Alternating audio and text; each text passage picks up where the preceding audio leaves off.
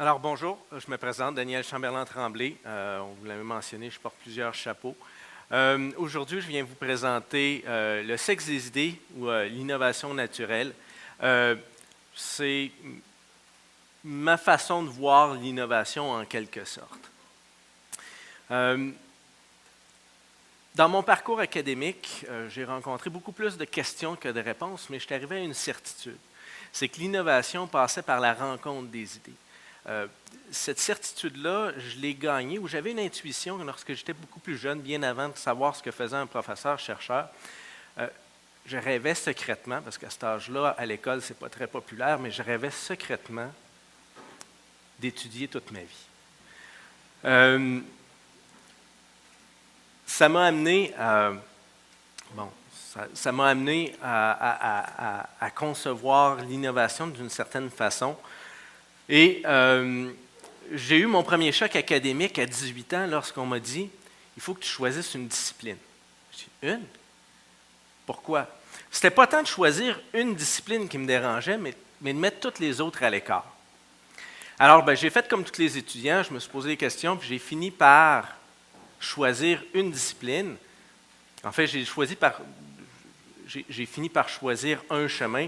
J'ai décidé d'être bio-géo-informaticien pour enseigner en administration. Demandez-moi pas comment ça marche, je ne suis pas encore convaincu, mais je peux vous dire que ça marche.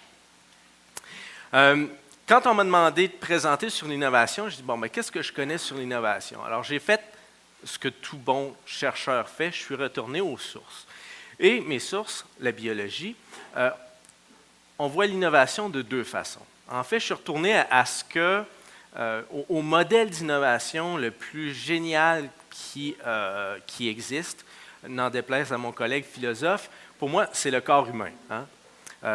Et donc, je suis retourné aux sources pour voir quels sont les mécanismes en biologie d'innovation. Il y en a deux. Le premier, la mutation. Donc, le gène change spontanément et on espère, on se croise les doigts pour que ce soit mieux que ce que c'était précédemment. Le deuxième mécanisme, c'est ce qu'on appelle la reproduction sexuée, ou dans le langage populaire, le sexe. Et on sait tous ce que ça donne. On prend deux recettes gagnantes,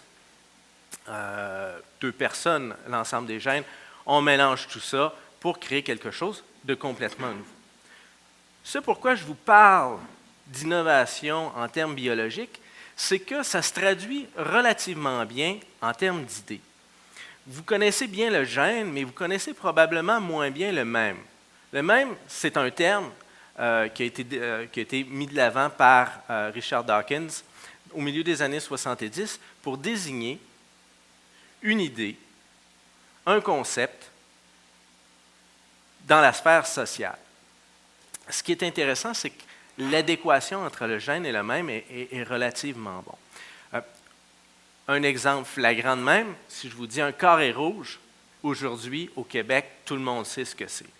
Un mème, ça peut être une tendance mode qui est véhiculée d'une personne à l'autre, qui évolue, qui change avec le temps. Si vous êtes plus amateur du type sportif, vous savez très bien que la mode, présentement, c'est le CrossFit. On emprunte à différentes spécialités d'activité physique, des exercices qu'on met tout ensemble pour créer une recette vraiment gagnante en termes de performance. Et je ne peux pas passer sous silence le mème le plus populaire et celui qui existe depuis le plus longtemps, la religion. Ce qui est intéressant avec le mème, dans l'aspect social, c'est que les mêmes mécanismes existent. On a les mécanismes de mutation, où on prend une idée et on fait évoluer cette idée-là, et le mécanisme de reproduction, où on assemble des idées complètement différentes en quelque chose de cohérent.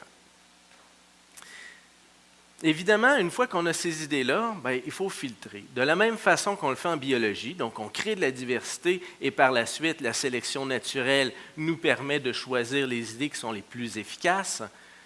Dans la sphère sociale, on retrouve les mêmes mécanismes. Donc, on génère les idées, on va avoir nos filtres.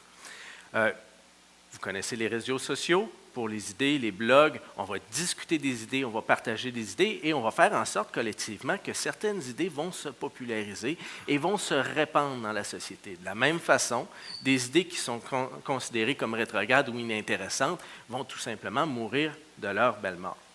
Ça existe aussi, on pourrait le transférer tout à fait naturellement au domaine des affaires.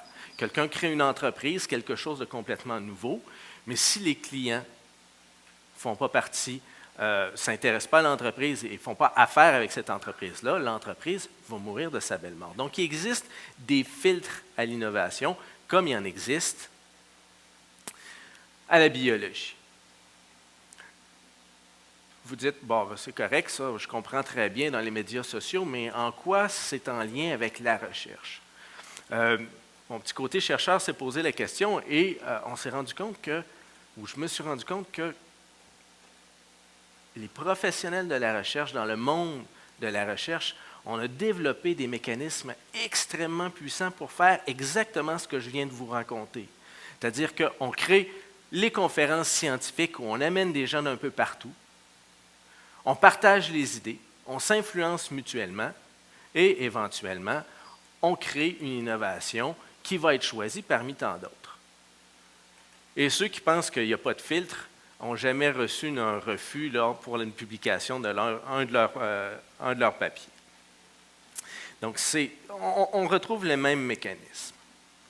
Ce qui est le fun, je voulais vous montrer quelques innovations en termes de domaine. Hein. Depuis tout à l'heure, je parle de création, de joindre les idées. On le voit beaucoup en termes de domaine. Et tout à fait par hasard, j'ai l'exemple ici en haut où on utilise les mathématiques dans un contexte de médecine pour créer l'imagerie médicale qui fait en sorte qu'on développe de nouvelles façons de faire. On l'a bien vu à l'instant. De la même façon, on va créer des domaines complètement nouveaux, comme la génomique, à partir de la biologie et de l'informatique. Ces innovations-là, ou cette façon d'agencer les idées-là, est très claire lorsqu'on parle de différents domaines. Mais dans la pratique, c'est les individus qui vont faire cette innovation-là. C'est le partage des idées et la volonté de mettre en commun et de faire cheminer les idées. Je vais vous parler de deux innovations importantes, locales, dans lesquelles j'ai participé plus intimement. La plupart d'entre vous vous rappelez peut-être de la tempête du 14 février 2007, la catastrophe à Sherbrooke. On a 70 cm de neige, les personnes abandonnent leur voiture dans le trafic pour s'en aller à la maison à pied, les déneigeuses s'enlisent, une catastrophe.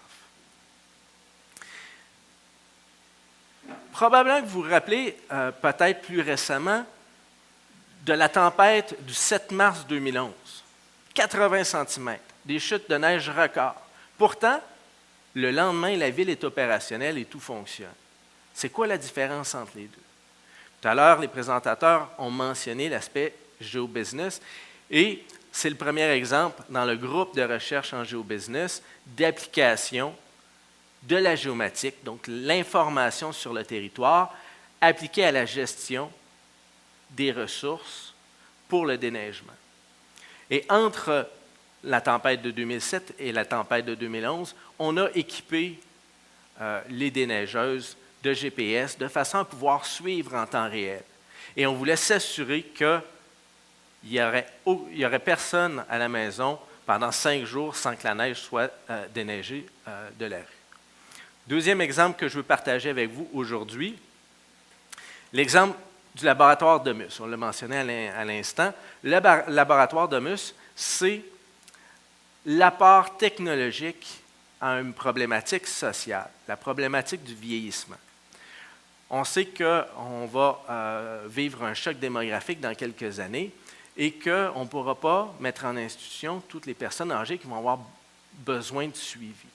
L'alternative proposée par le laboratoire, c'est d'équiper les résidences des individus avec des technologies qui vont faire en sorte qu'on va pouvoir maintenir leur autonomie à la maison. On le fait d'une façon qui est non intrusive. Et ça, c'est particulièrement important sachant que, bon, ce n'est pas toutes les personnes âgées qui sont à l'aise avec la technologie. Donc, un exemple du laboratoire, vous voyez un appartement, tout ce qui est plus normal, mais j'attire votre attention sur certains éléments qui nous permettent de reprogrammer l'environnement de façon automatique. Et donc, l'environnement reconnaît ce que la personne tente de faire à la maison et va allumer les écrans, va lui donner l'information dont elle a besoin pour réaliser ses tâches et vivre de façon autonome plus longtemps.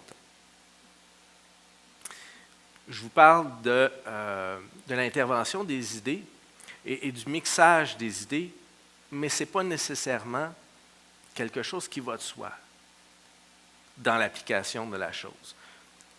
Dans la géopolitique des domaines, on a des domaines généralement bien séparés. Certains d'entre eux vont dire qu'il y a des zones démilitarisées où 2 ou 3 domaines s'entrecoupent. On tente de s'entendre. Néanmoins, généralement, c'est bien compartimentalisé. Si on regarde une université, à l'université, vous avez l'université, les campus, les facultés, les départements et les laboratoires. Au niveau de la gestion fonctionnelle, c'est parfait. Cependant, pour la collaboration et la mixité des idées, c'est plus difficile. Et là, il faut vraiment intervenir du point de vue individuel.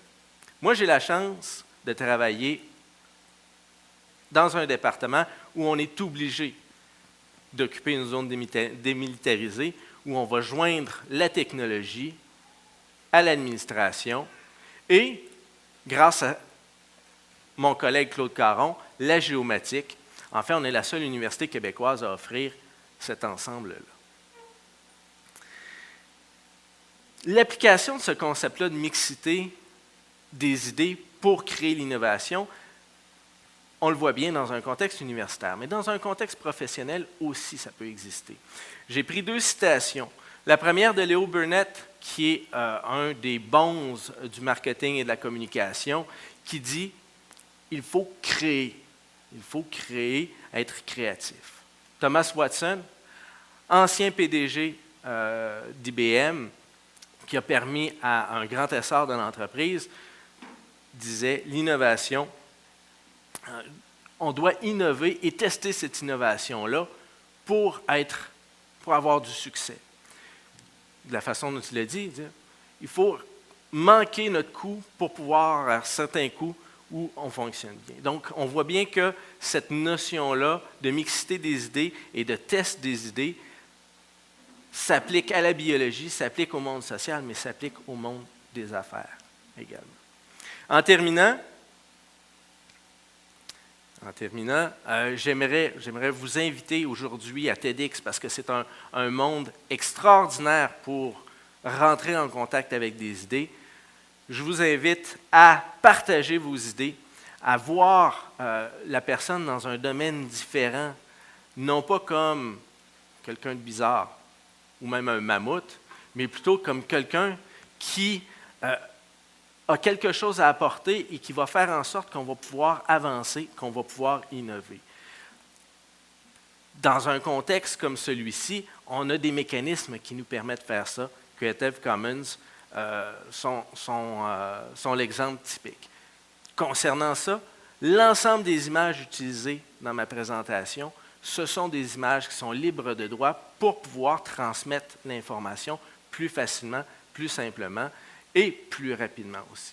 Et donc, je vous invite à être les héros de cette soirée-là et à participer à l'innovation. Merci.